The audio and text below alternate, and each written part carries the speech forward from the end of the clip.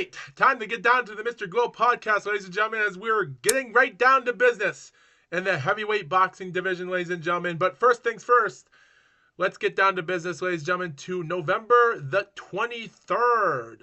The road to the undisputed championship, which is known as the atomweight division of boxing. And you people might not know what the atomweight division is in the weight class because it's only for female boxing.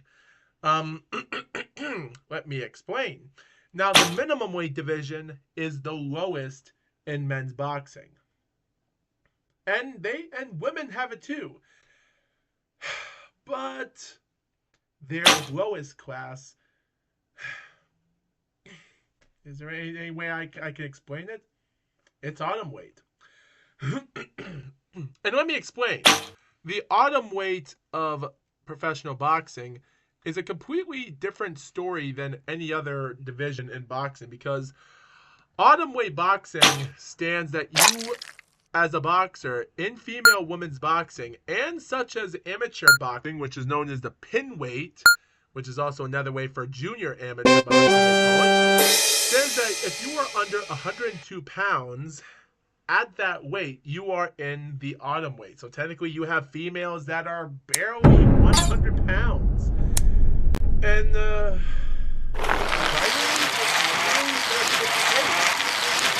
guys, the story as of right now in boxing, we've already had an amateur division and world champion and European champion since 2001. When a couple of surprising, interesting champions in that, such as Elena Sabitova from Russia became a 2001 world, while Oria Mahmoud from France became the European. By 2002, a hero in boxing named Mary Kom, that was the 2002, and surprisingly, they never held the world championship again.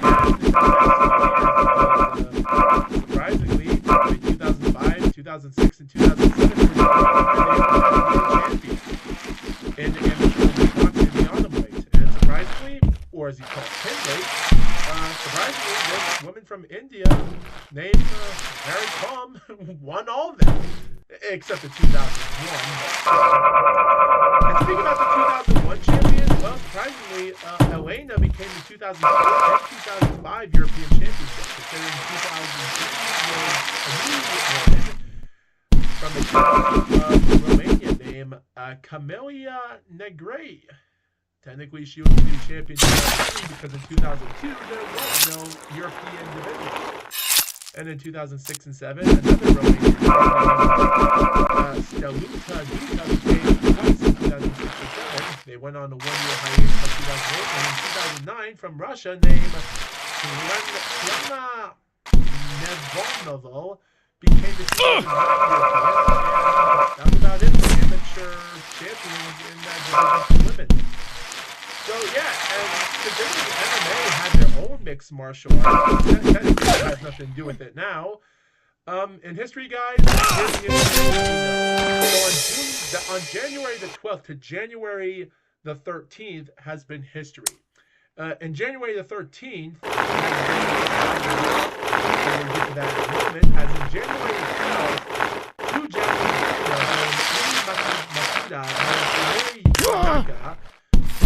she's actually known for having a brother named Ryuya Yanaka, who was also WBO mini champion, or as we call it, flyweight. It's actually known as minimum weight. That's what you will. He's actually a 5 foot tall person, while his sister, Samiri, is 4'9". So they're not really tall in the family, but they have proven themselves. And her brother became a champion in August of 2017. That's an interesting win against Tetsuya Fukuhara.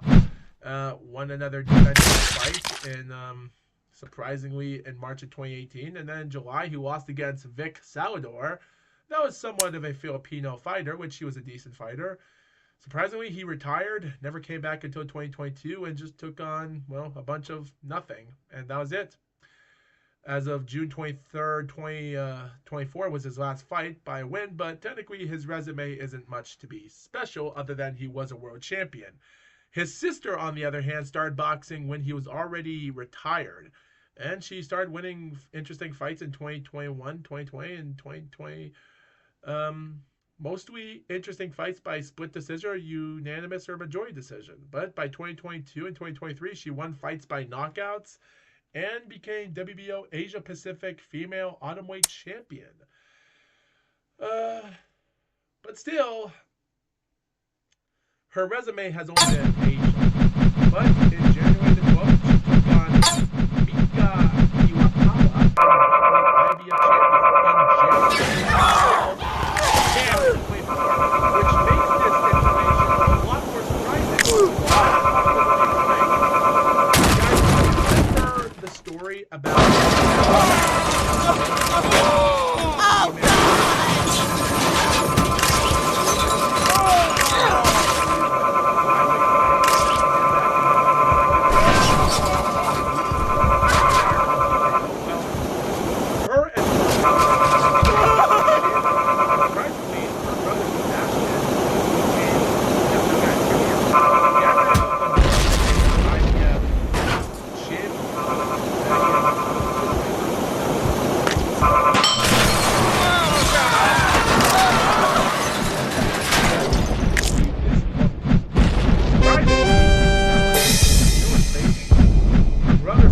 has been flopping over the years with a lot of bad luck, and technically he's still a young kid, but I don't think he's the best fighter other than having a draw and other moments which maybe he might not have it. He did took out a couple good undefeated fighters, and surprisingly he started out good with some in 2022, but after his loss against Brian Mendoza, it seemed like his time was interim moment, but he never, he lost. Took himself 11. Oh, God! He took on Tim Takuya and won by split decision for the WBC and WBO champion on March the 30th.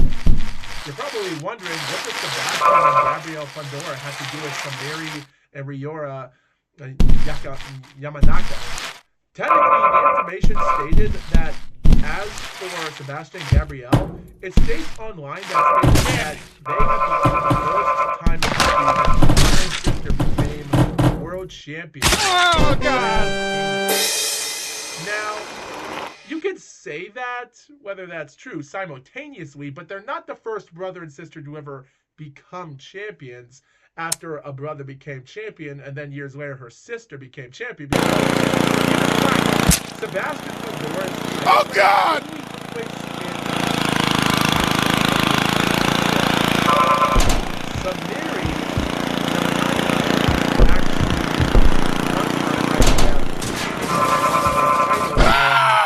January the 12th, 2024. Like several years after her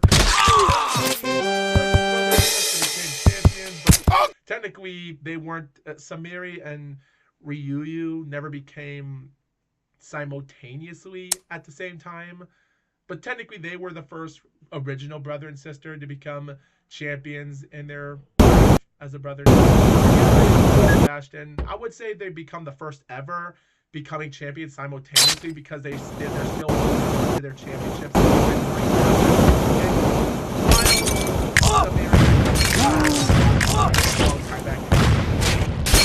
So again, you can't say that they're champions. They're blowing our front apart. We had to wait for Samiri champion years later, or 6.5 years later, after her brother became champion. That same night in Kraken Hall, after Samiri another woman came along, and after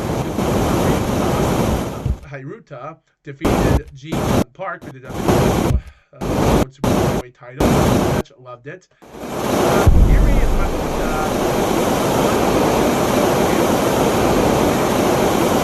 title.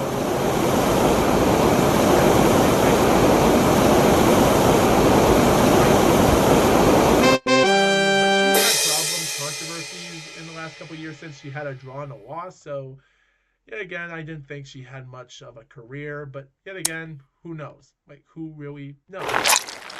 But yet again, it is what it is. But however, the real story after they won titles a day later on January 13th in Germany, Tina is trying to recover from her dominating 10-round squash match loss and unifying minimum weight champion against Anicia Strada in March of 2023. And she does it by going back 10 months later in January the 13th against Fabiana Banchiki, the first ever woman from Sketches Republic, the first ever boxer in that country to become champion, loses a 10-round decision against Tina.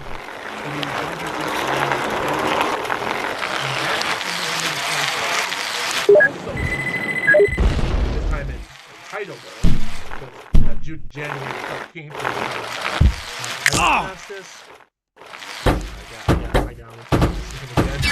Give me a second. Oh man, I gotta get this. I gotta look this up again on dictionary. Oh man, translation. How do you pronounce that? Pronounce this. Translation. Give me a second. I'll look this up. Wait. Friedrich sign. Interesting. Let's say that. Friedrichshain, Germany. So on January the 13th, when Tina won in Friedrichshain, is when she defeated Fabiana for the WBC Autumnweight Champion on the 13th. The day after those Japanese girls got to keep their titles. So now we're in Heidelberg, Germany on November the 23rd. And surprisingly, guys, the information is scarce because now I have this information. It's confusing. So, guys, here's the information that I'm trying to find out as of right now. So, guys, I was supposed to make this podcast 2 days ago, but after going and other information online, POS and other information, I couldn't find any media as much. I couldn't find information on anything until all like they did show us all fights, the main card fights that ended, and surprisingly, as I'm looking at this on BoxRec now, there's still one fight that's still not updated yet to know who won, and that's Noah Fisher versus Philip Shapakowitz. I don't care how you pronounce his name, but that fight is still unknown because we don't know what results of that fight is. There's still other fights out here. One ended in a draw, a good decision by another fighter in the second professional fight. Another one in the super middleweight, 2 super middleweight fights. We do have another good jobber fight from some other guy, and but technically, none of those fights really mean anything to me other than Alexander Hoffman and Zongo, how they were both undefeated fighters in the super lightweight, and Alexander won by round 3 TKO, getting his 12th win and his 6th knockout. He's rated number 217 in the lightweight, but number 1 in his country in that division. We also had an interesting fight against someone in a cruiserweight fight, which ended in round 5. Devrim Goktuman defeated Johan Morokoima for the IBF Youth Lightweight title vacant by round 5 KO. Which is weird because both of these guys have a undefeated record. Because Devrim had 10 wins undefeated, Johan had 16 wins. And his resume in his fights from 2018, while Johan had his career started in 2021. Now, Johan is in Venezuela, and of course, our German fighter, the Vim, so of course, which is known as Dave Heck, which is his alias name. Interesting. Their resumes are pretty bad because Devrim from Germany took on his first opponents in 2018, and his 3 fights from March to June and September were fighters that had a record. And when I say a record, it's not a winning record. They've scored a huge whopping. The each defensive fights he had in his first year or so were fighters in total of their career. They had no more than 8 losses and 3 draws. And their last 6 fights in their career, 2 of those fighters in their last 6 fights were all losses. One still has 1 win with his last 5 fights is losses. So, yeah, and he won by TKO in the second and the first fight, and the other 2 fights were first round knockouts. So, it's normal to box that type of competitors in the first year or so. So when you do it every single year, because by May, December of 2019, 2 other fighters, 1 and 6, 0 and 2, and his 4th fight was 1 and 6, and 4 rounds of decision, the other win by first round knockout, and then boxing, which had to do with because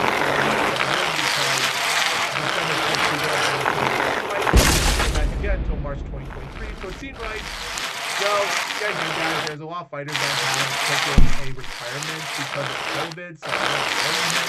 So he comes back in March of 2013 and did what he did in his first couple of years. He took out his first opponent, 4-round decision. His next fight in June, 5 and 18.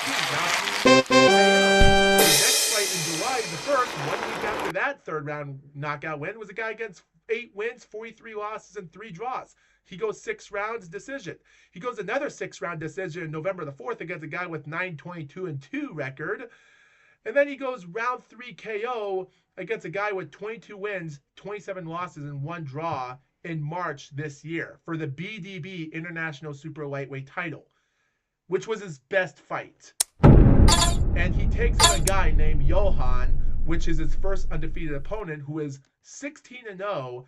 His record is even worse, but yet again, he just had some heat in the beginning part of his career. Because in September, in February 2021, he takes on a guy with 4, round 3 TKO. All these fights are from Venezuela, just to let you viewers know. His first 16 fights were in Venezuela, and the fight he had 3 days ago was in Germany. So it makes sense. So we can already tell who won the fight. Or when I actually looked up his resume, I just thought this fight was going to end in a draw. But yeah, so his second potential fight in July the 17th, 5 months after his nobody win, he took on a guy with 1 win undefeated. Yeah, so him and this guy, they were both 1-0 undefeated, and surprisingly on Project, they gave this a 1-star match because his second potential fight was also a guy that had 1 win undefeated. Great. And surprisingly, Johan knocked him out in the first round by KO in the first half of that round. So good job. And then in September, he takes on another guy, which he would later take on again in May 2023. Johan Quintero, the guy with 0 wins and 4 losses, dominates all 4 rounds by decision. Then in November, he takes on a guy that's in his debut, loses first round in December. He takes on a guy with 0 wins, 2 losses, 3rd round TKO, or KO you would say.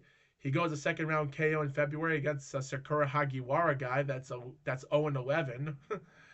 Then he takes on another person in April the 2nd, 0-1 by first round, and then another first round in April with a guy with 0-5. And then, surprisingly, in July the 30th, he takes on a guy with 14 wins, 2 losses, and 1 draw, which is not bad considering that the guy, Eduardo Cordovez, his last 6 fights were a win, loss, and his last fight was a win.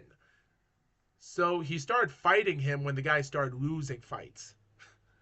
And that guy's losses were against pretty good fighters, and this guy's record before he lost his first fights were against nobodies and debut truck driver wannabes.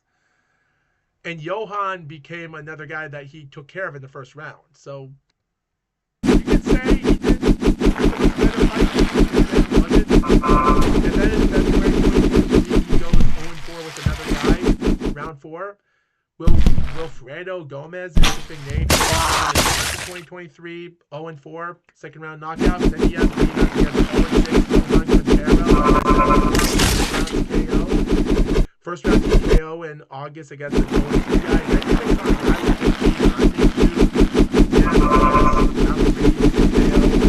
KO.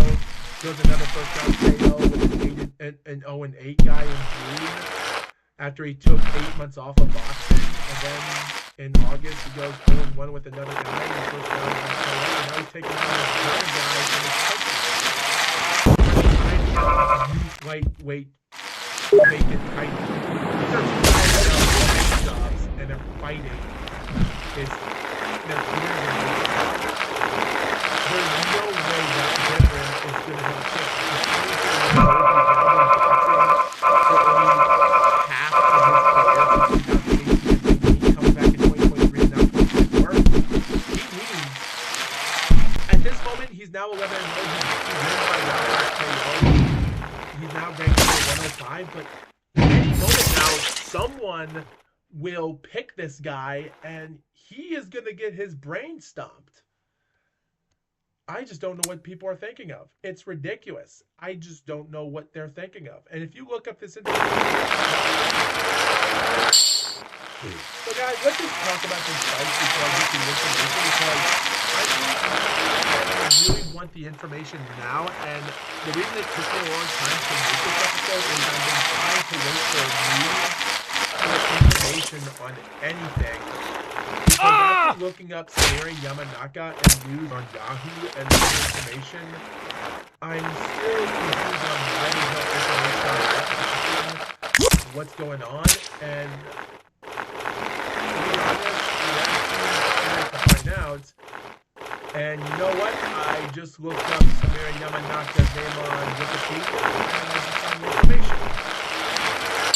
Well, this is going to be interesting, but let's get to that later, because now I'm a little bit curious about that.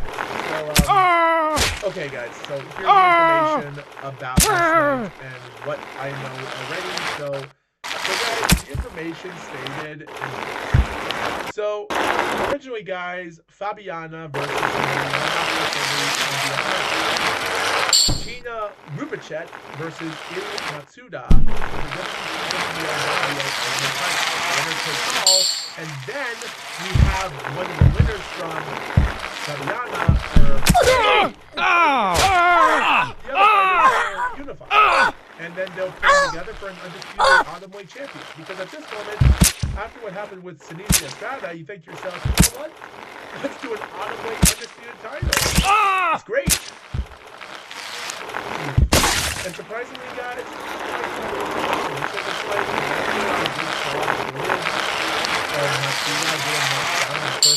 I was like, that's it. Screw it. Win this fight, and it's over. Surprisingly, after I went back and saw on the scorecards, one with two of the judges going 96-93 and 197-92. But surprisingly, guys, I think look at the footage. Tina Rubichet. Guys, Tina Rubichet moves her hand back and forth. And if you guys look at Tina Rubichet and her boxing fight and other fights, you know how she got dominated by Sinisa Estrada. I will say though, she does have some great boxing skills, and she did have and it goes to show you that these urban girls know what they're doing. And I'm not saying that Japanese girls are not good at boxing. I don't want to say that Sari Yamanaka is not going to handle it, which we'll get to that in just a moment because I'm surprised by the information. But again, I don't want to say that these Japanese girls stink. They don't suck. I don't want to say that. Again, one punch will end it all in the boxing fight, and Matsuda, what happened to Matsuda in the first round, it seems like everything is close to them. So, I can't say for certain that it is what it is because, like, what else are you supposed to say? You win a fight, you win. You lose. And Erie has lost 2 fights already in her career. In her last 10 fights with one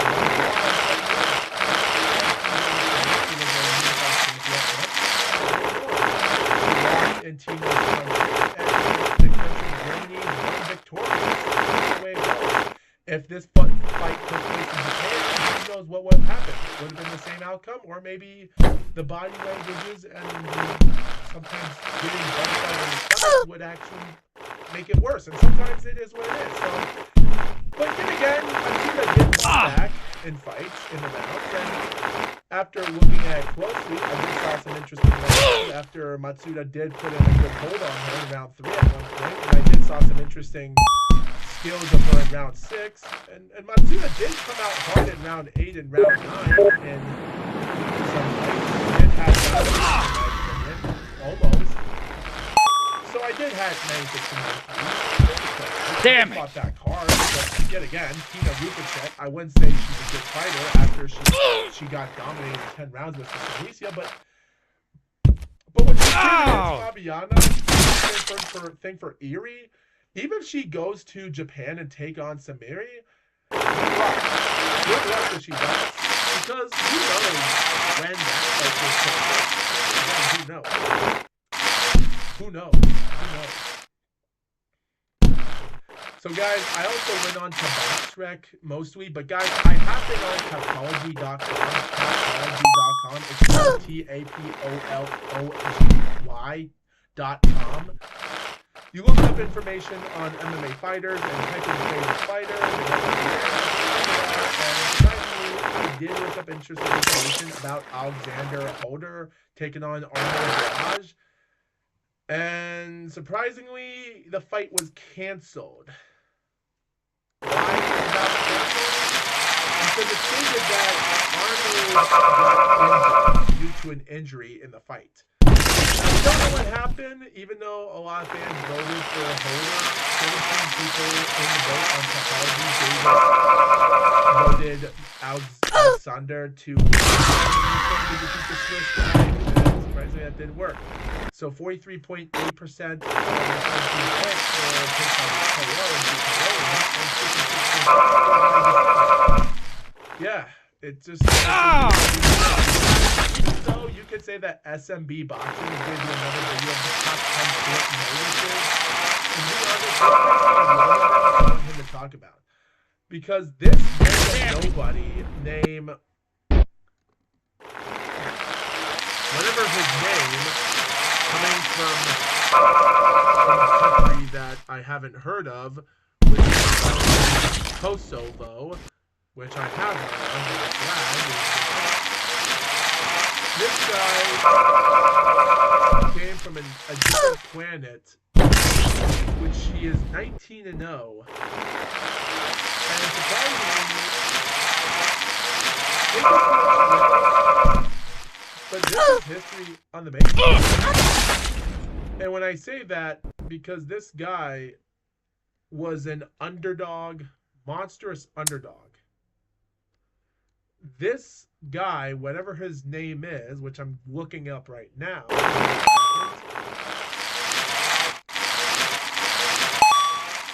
Labinot. His name is Labinot. From Kosovo, but he's living in Germany. What's his name? Georgia. Spelled it X-O-X-H.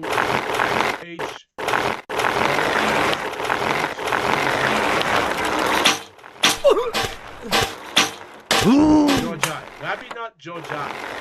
This guy from Kosovo, named Labinot, and I'm not going to say his last name, but Labinot, is 19-0. Looks pretty lousy at first. Look at his record in 2016. Much like his fourth professional fight with the guy. And then he took on an interesting guy that was 8 at the time in 2018, another guy. So he did took on some good fighters that had winning records, but I don't know if they're great. A couple of other countries. he once became the UDF Intercontinental Heavyweight Champion. So interesting. He continued boxing even during COVID. That was the heavyweight title, and then he went back to Auburn to become the UDO International Cruiserweight Champion in 2021. And then he took a break in 2022, went to 2023. He had a win against nobody, and then he took on a guy with 8-5. And that 8-round fight ended in a split decision after one both had it 76-2, then the winner had it 76-25 for Labinot. The other had 78-73 against nobody. Yeah, I guess that's why people thought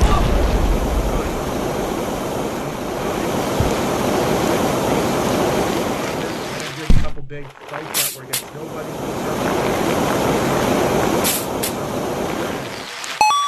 Wow.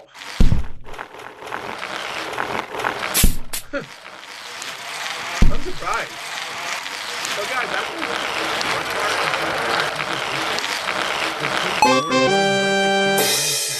the 115 to 111, all favoring this guy. And after looking this up on Tapology, it stated that the fight with 54 people that picked this fight, only 48% thought that Alexander was going to win, and 52% had a decision. 90% of all people on Tapology out of 50 picks, which I'll assume that 53 people voted for Alexander to win. And only one person picked this fight by KO, which was only one person. 2% out of 54 people on Tapology picked this underdog that was a plus 700. People had a huge favorite of minus 1,000 in Alexander, and Labinot had it a plus 700, a huge underdog. But he had to earn it because Alexander,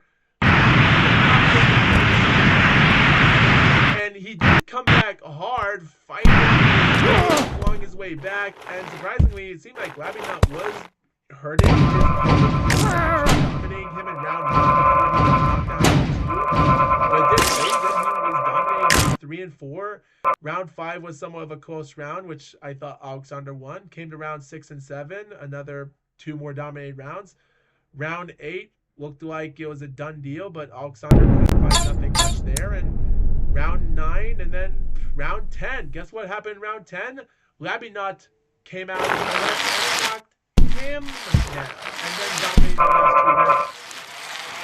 That's some interesting storytelling. So, as of right now, Alexander, this 6'9" guy that I thought had a chance of making it, is now ranked 63. And this underdog nobody has become a somebody. And now Labinot from Kosovo, now ranked number 43 in the world of heavyweight boxing, is now guys, how many EBU European Heavyweight Championships have became world champions? I've counted a lot. Believe me, over by barely a handful of them. And the odds of Labinot winning, I doubt it, but this fight right here was a pretty good win. I'll give him credit, guys. Labinot did what he had to do to take on this Ukrainian guy, and he did.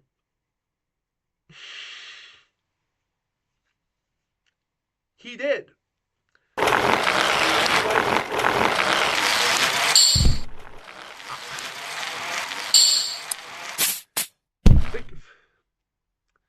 What's even funny, guys, is that I tried to look this up on Tapology at the time. Man.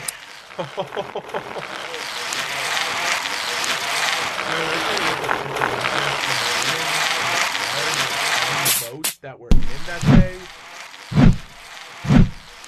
And there were a lot. And it's crazy. So guys, there were a lot of interesting cards at the time that I was voting for. And I will say,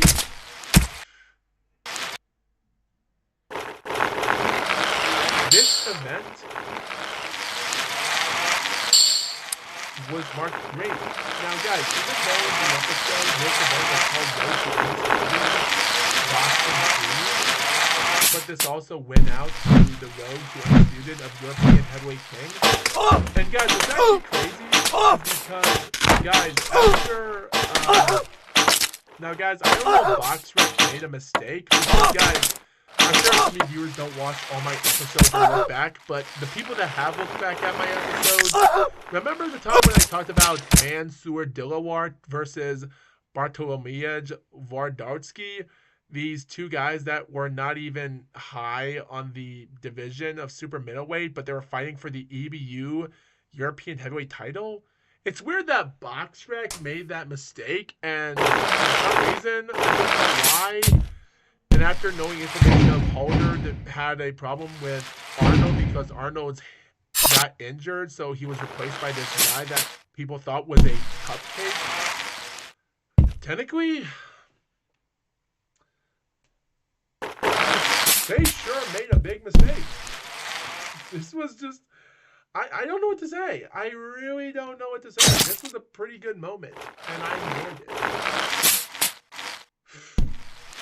But guys, here's one interesting piece of information that I'm really, really shocked to know. Because guys, all I can say is for everything that's been through,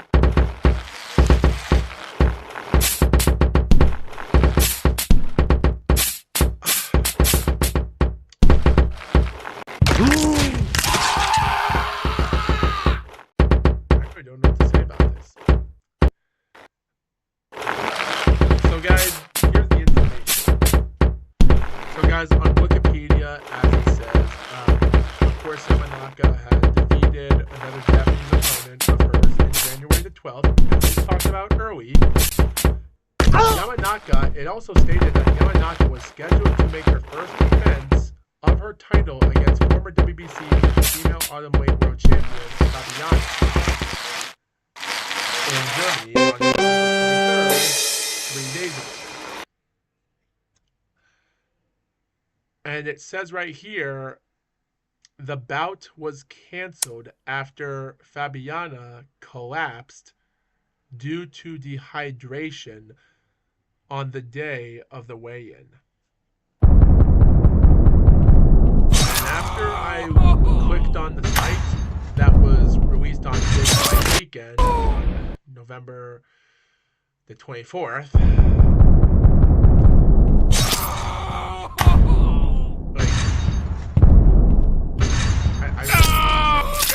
sheesh.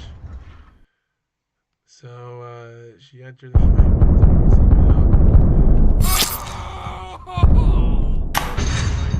belt. I'm just reading. Okay, I'm just trying to find information. It's only talking about Tina and Iri Matsuda's unification title. I'm trying to give me a second. I'm trying to. Yeah. I just want to find. Where's the information?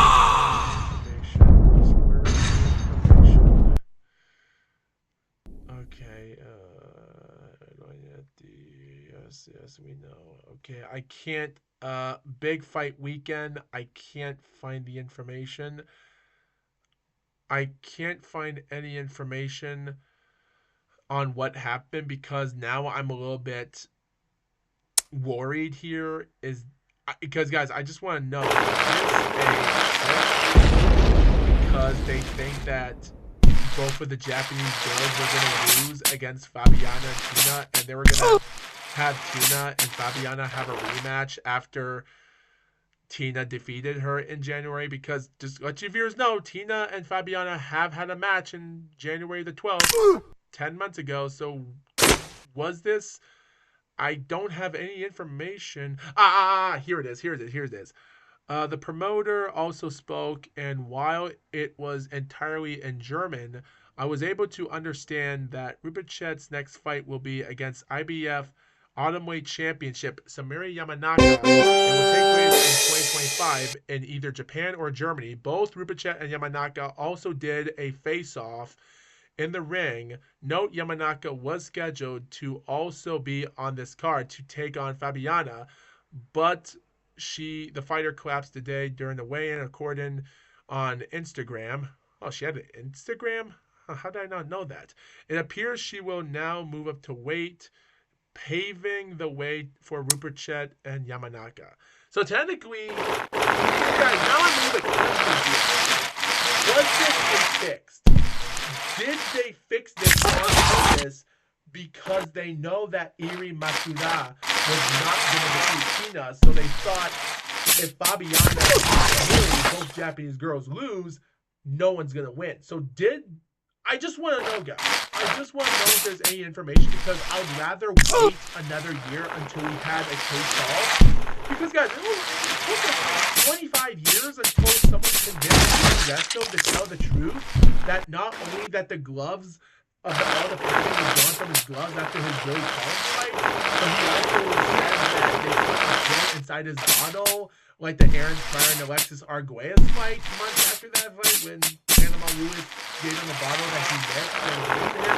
Did he do that with he also said that he wrapped his hands, wet hand wraps, and again, it took us 25 years to realize that, but they tried to reopen the case that year, but it was denied. And after 16 years since that documentary came out, nothing has been up to it.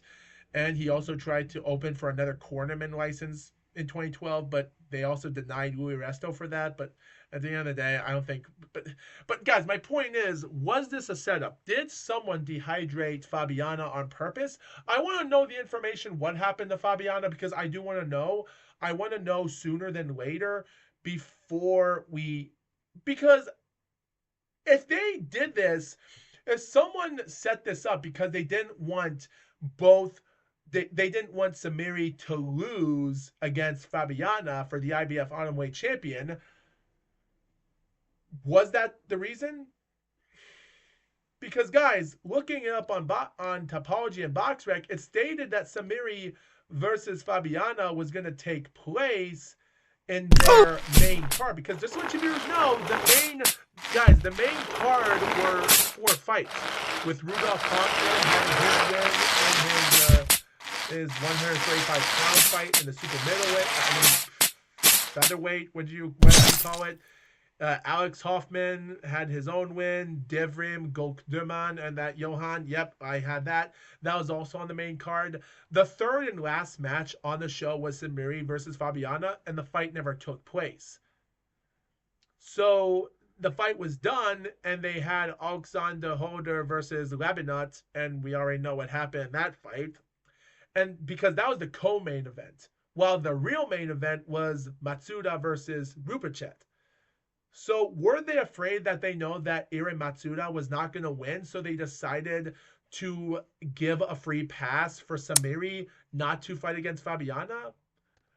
I just want to know, and I hope we get answers sooner or later, because at the end of the day, I just want to make sure this is not rigged. Who knows? That's all the information I have. Guys, the show of the Road to Undisputed Atomweight and Steam Division and the EW European titles, there are a lot of weird things. I looked at this, but at the end of the day, I kind of enjoyed it. Looking back at some footages on YouTube that people recorded outside, and some interesting things, and I was like, yeah. Hey guys, I'm not going to explain how Labinot won. You viewers watch it yourself, and you'll see how he defeated that Ukraine fighter. That was the most ridiculous thing I saw. I saw some footage, and I'm surprised. But yet again, guys, that's all I have for this episode. All I have to say is this. Who is going to be the women's undisputed champion? Samiri, Yamanaka, or Tina Rupachet? All we know is we're going to have to find out in the next episode of some reason. But guys, next week, well, I'm already recording information for UFC 4 coming out in December. So stay tuned to that, ladies and gentlemen. And with that being said, my name is FoxWolf, and we'll see you next time.